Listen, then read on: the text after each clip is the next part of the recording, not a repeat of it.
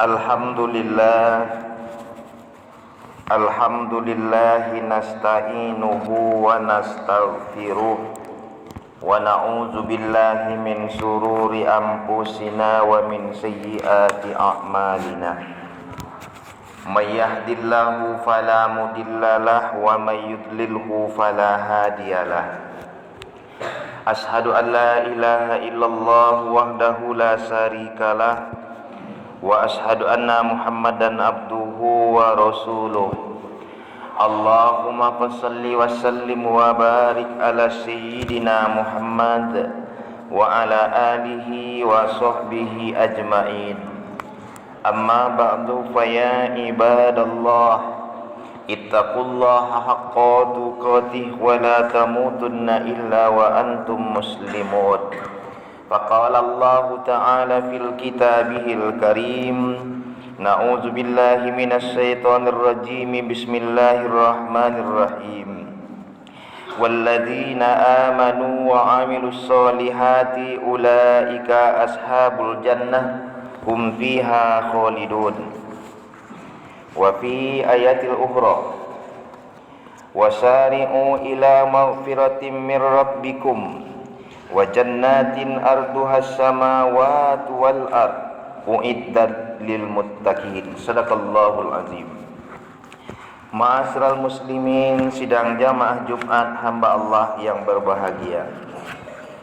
Kalimah puji serta syukur marilah kita persembahkan kehadirat Allah Tuhan yang Maha Kuasa, karena berkat limpahan nikmat dan karunia-Nya jualah, dan nikmat itu tiada terkira. Dengan nikmat itu sehingganya kita bisa beraktivitas, bisa melaksanakan syariat Allah. Di antaranya nikmat yang sangat luar biasa berharganya adalah nikmat iman dan nikmat Islam. Mudah-mudahan kita selalu bersyukur atas karunia yang diberikan oleh Allah Subhanahu wa taala. Kemudian salawat dan salam kita kirimkan kepada arwah junjungan alam, yakni Nabi besar Muhammad sallallahu alaihi wasallam, dengan lafaz Allahumma shalli ala sayyidina Muhammad wa ala ali sayyidina Muhammad. Mudah-mudahan salam dan salawat kita selalu tersampaikan kepada Rasulullah sallallahu alaihi wasallam, dan mudah-mudahan kita semua mendapatkan syafaat dari Rasul di yaumil mahsyar nanti. Amin amin ya rabbal alamin. Ma'asyiral muslimin, sidang jamaah Jumat rahimakumullah.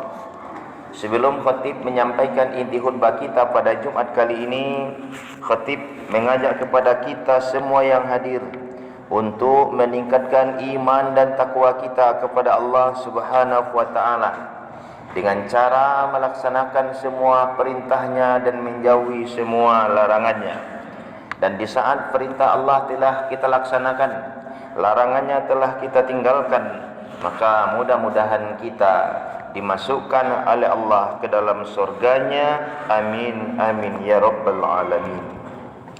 Ma'asyiral muslimin, sidang jamaah Jumat rahimakumullah.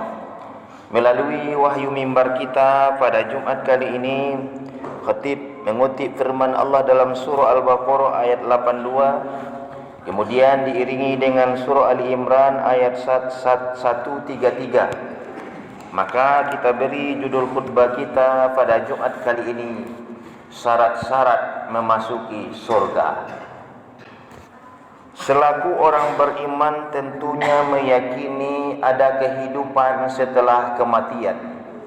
Artinya kita hidup di dunia ini tidak kekal dan tidak abadi. Ada kampung halaman kita yang kekal dan abadi.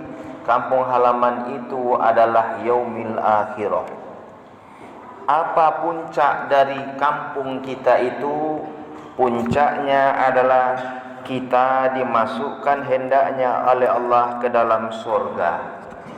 Namun untuk memasuki surganya Allah tentu tidak semudah apa yang kita bayangkan. Jangankan memasuki surga, memasuki negara orang saja kita enggak bisa sembarangan masuk. Ada persyaratan yang mesti kita siapkan. Kita harus membuat paspor, harus ada visa, harus ada uang dan lain sebagainya. Itu baru sekelas masuk negara orang. Nah, apakah lagi kalau kita ingin memasuki sorga, yang mana sorga itu adalah kenikmatan yang luar biasa diberikan oleh Allah Subhanahu wa ta'ala. Seluruh umat manusia, mulai dari Nabi Adam sampai umatnya, dan sampai umat Nabi Muhammad yang hidup di akhir zaman, pasti menginginkan yang namanya sorga, tempat yang abadi itu. Lalu apa syarat yang harus kita persiapkan untuk memasuki itu? Yang pertama adalah iman dan amal soleh. Quran menjelaskan dalam Al-Baqarah ayat 82, wallazina amanu wa amilus solihati ulaika ashabul jannah hum fiha khalidun. Dan adapun orang-orang yang beriman dan beramal soleh, mereka itulah penghuni sorga, mereka kekal di dalamnya. Jadi syarat untuk mendapatkan sorganya Allah, kunci pertamanya adalah melaksanakan iman dan amal soleh. Nah, wujud dari amal soleh itu adalah kita ada berkumpul di masjid ini pada detik ini, itu pertanda kita melaksanakan amal soleh. Kaum muslimin sidang jamaah Jumat rahimakumullah, setelah ada iman dan amal soleh, maka syarat yang kedua yang harus kita persiapkan untuk menuju surganya Allah adalah takwa kepada Allah Subhanahu wa ta'ala. Quran surah Ali Imran ayat 133, wasari'u ila maghfiratin min rabbikum wa jannatin arduhas samawati wal ard uiddat lil muttaqin. Dan bersegeralah kamu menuju ampunan dari Tuhanmu, kata Allah, dan surga yang luasnya seluas langit dan bumi, yang disediakan bagi orang-orang yang bertakwa. Maka syarat yang kedua adalah takwa kepada Allah Subhanahu wa ta'ala. Makanya setiap khatib naik mimbar selalu mengajak jamaahnya, ittaqullaha haqqa tuqati, bertakwa kepada Allah dengan sebenar-benarnya takwa. Wala tamutunna illa wa antum muslimun, janganlah kamu mati kecuali dalam keadaan Islam. Ma'asyiral muslimin sidang jamaah Jumat rahimakumullah, setelah tiket yang kedua kita dapatkan, tiket pertama telah sukses, iman dan amal soleh, takwa, maka syarat yang ketiga adalah berjuang dan berkorban. Islam merupakan agama yang tidak hanya harus dilaksanakan secara pribadi, tetapi juga bersama-sama, baik dalam lingkungan yang paling kecil, yaitu dalam lingkup keluarga, maupun di lingkungan masyarakat, lebih-lebih lingkungan berbangsa dan bernegara. Makanya Islam harus disebarluaskan dan diperjuangkan. Untuk menegakkannya tentunya membutuhkan pengorbanan dan perjuangan. Kalau kita lihat para sahabat yang hidup di zaman Rasulullah, bahkan setelah Rasulullah sallallahu alaihi wasallam meninggal, salah seorang sahabat yang terkenal adalah Abu Bakar As-Siddiq, karena beliau adalah menggantikan Rasulullah sebagai khalifah di muka bumi ini.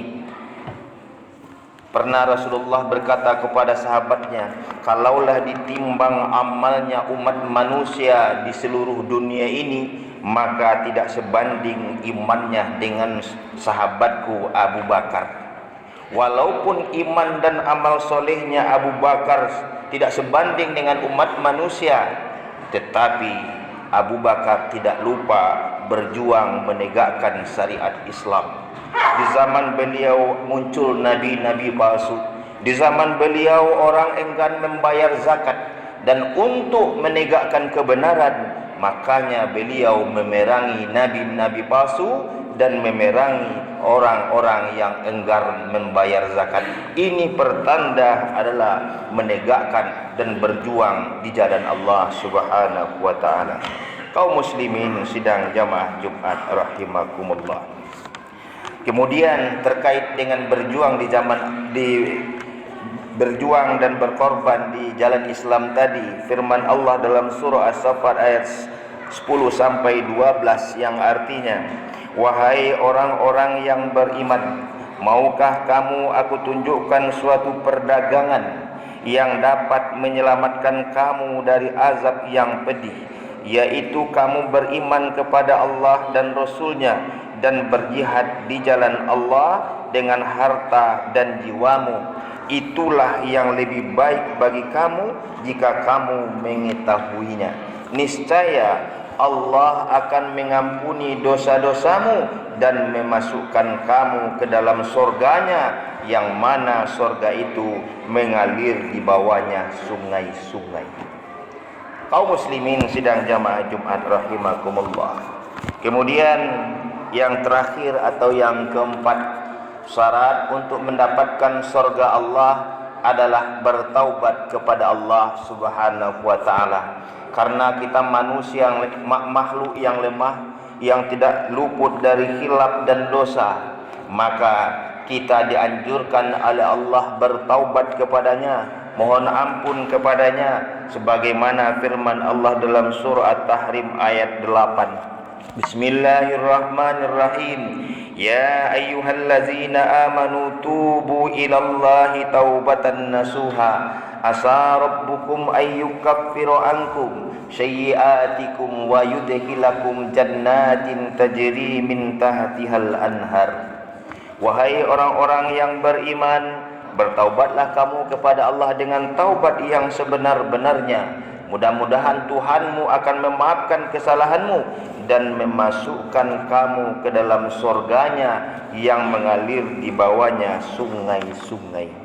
Ma'asyiral muslimin sidang jamaah Jumat rahimakumullah. Barangkali itulah 4 syarat yang harus kita persiapkan untuk menuju tempat kita yang kekal dan abadi. Klimaks atau finishnya adalah masuk ke dalam surganya Allah. Maka perbekalan yang harus kita siapkan, yang pertama iman dan amal soleh, yang kedua takwa kepada Allah, yang ketiga berjuang di jalan Allah, dan yang terakhir adalah selalu bertaubat, mohon ampun, beristighfar, mohon kesalahan kita diampuni oleh Allah Subhanahu wa taala. Mudah-mudahan keempat syarat itu bisa kita terapkan dan bisa kita amalkan dalam kehidupan sehari-hari. Fa'tabiru ya ulil absar la'allakum turhamun.